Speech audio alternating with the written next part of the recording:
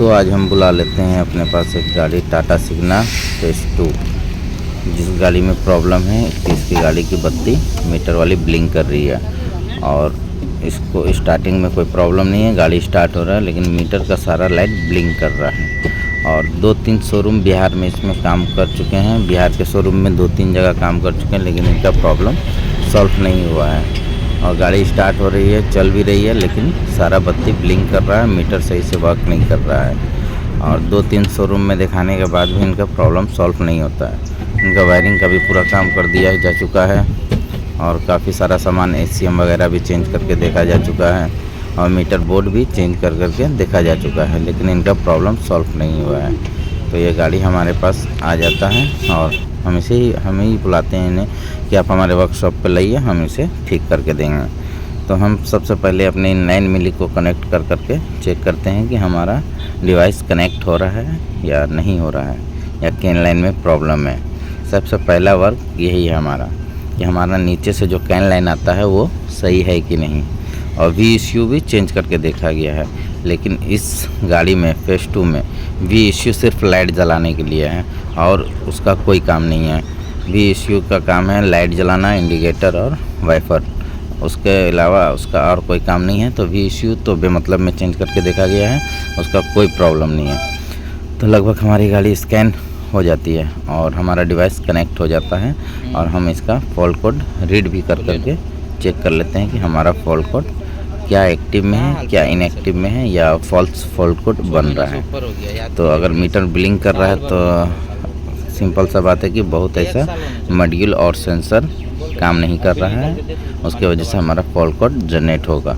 तो आइए हम देखते हैं कि हमारा फॉल्ट कोड क्या बन रहा है हमारे इनलाइन मिनी के डिवाइस में। और हम इसे कनेक्ट कर चुके हैं ऑलरेडी और इसका फॉल्ट कोड आ चुका है। तो हमारा फॉल्ट कोड नॉक सेंसर का है 27 71 32 45 72, उरिया लाइन का है।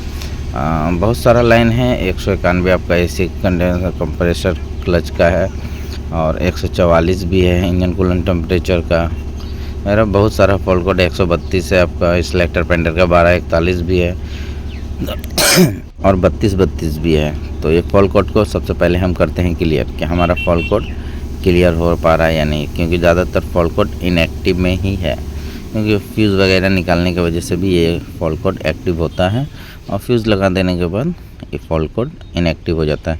क्योंकि हमारी जो 24 वोल्ट की सप्लाई है फ्यूज़ निकालने के बाद बहुत से मॉड्यूल की कट जाता है, तो इसके कारण से ये फॉल्ट कोड भी जनरेट होता है।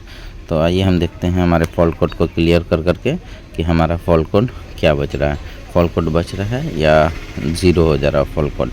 तो हम इसे रिप्लेस फॉल्ट कोड में लगा चुके हैं, हम इसे क्लियर फॉल्ट कोड कर रहे हैं।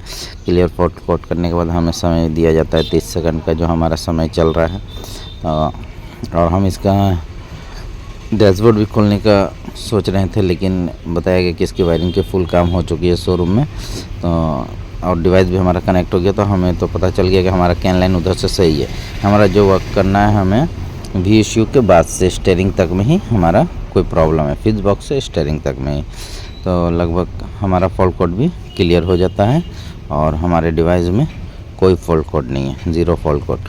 और हम चेक करते हैं मीटर बोर्ड को, तो हमारा बत्ती अभी भी ब्लिंक कर रहा है और फॉल्ट कोड ज़ीरो आ रहा है। तो अब हमें किस चीज़ पे वर्क करना है ये हमें सोचना है। और सबसे पहले हम खोल लेते हैं मीटर बोर्ड खोल करके इसका सारा लाइन सप्लाई चेक करते हैं। हमारा सप्लाई लगभग सारा आ रहा है और हमारी सप्लाई में कोई प्रॉब्लम नहीं है। तो सबसे पहले हम इसका मीटर बॉक्स को खोल करके हम दूसरे मीटर बॉक्स से रिप्लेस करेंगे। तो हमारे पास ऑलरेडी मीटर बोर्ड है, तो इस मीटर बोर्ड को हटाएंगे और अपना दूसरा मीटर बोर्ड हम लगा करके चेक करेंगे कि हमारी बत्ती ब्लिंक करने की प्रॉब्लम सॉल्व हो रही है कि नहीं। क्योंकि दरअसल बहुत से गाड़ियों में मीटर बोर्ड भी उड़ जाने की प्रॉब्लम से ऐसा फॉल्ट बनता है कि हमारा सारा मॉड्यूल काम करता है लेकिन मीटर उड़ जाने से हमारा ये बत्ती ब्लिंक करता है। तो हम लगा देते हैं अपने दूसरे मीटर बोर्ड को। मीटर बोर्ड लगाने के बाद और उसको हम इग्निशन ऑन कर करके फिर से चेक करेंगे कि हमारा बत्ती ब्लिंक करना बंद हुआ या फिर भी ब्लिंक कर ही रहा है। तो हम कर लेते हैं इग्निशन को ऑन करने के बाद हमारा बत्ती अभी भी ब्लिंक कर रहा है। तो हम इसके सारे मॉड्यूल को चेक करते हैं, सारा मॉड्यूल हमें सही मिलता है। हमें सक जाता है GDCU पे, और हम GDCU का सारा लाइन चेक करते हैं अपने मल्टीमीटर की मदद से। तो हमें लाइन भी सही मिलता है, तो हम अपने दूसरे GDCU को लगा करके चेक करते हैं गेटवे को, और चेक करते हैं इग्निशन ऑन कर करके, तो हमारा सारा लाइन बिल्कुल सही हो जाता है। बहुत सी गाड़ियों में GDCU भी उड़ जाने के कारण से ये प्रॉब्लम होता है। ये जो आपका बत्ती ब्लिंक करने का जितना सारा सिस्टम है, पहले VECU में फेस 1 का सिस्टम अलग था और फेस 2 का सिस्टम अलग है। फेस 2 में हमारा GDCU लगाया गया है, तो ये जितना सारा सिस्टम है हमारा कैन लाइन का, वो GDCU में ट्रांसफ़र कर दिया गया है, ताकि आपका हेडलाइट वगैरह ना बंद हो।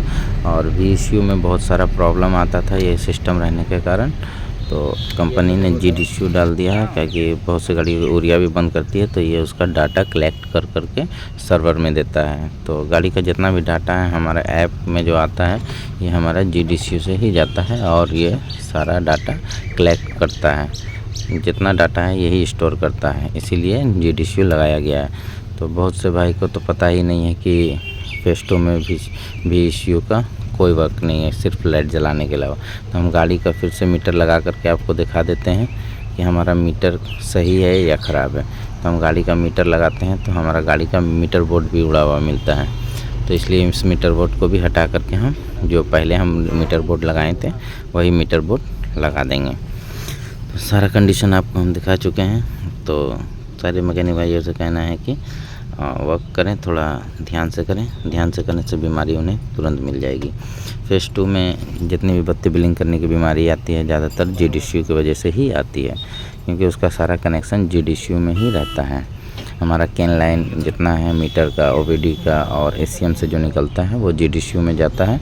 और 2-3 शोरूम में काम कराने के बाद भी इनका वर्क सही नहीं हुआ, हमारे वर्कशॉप में आने के बाद इनका सारा काम हम सही करके देते हैं।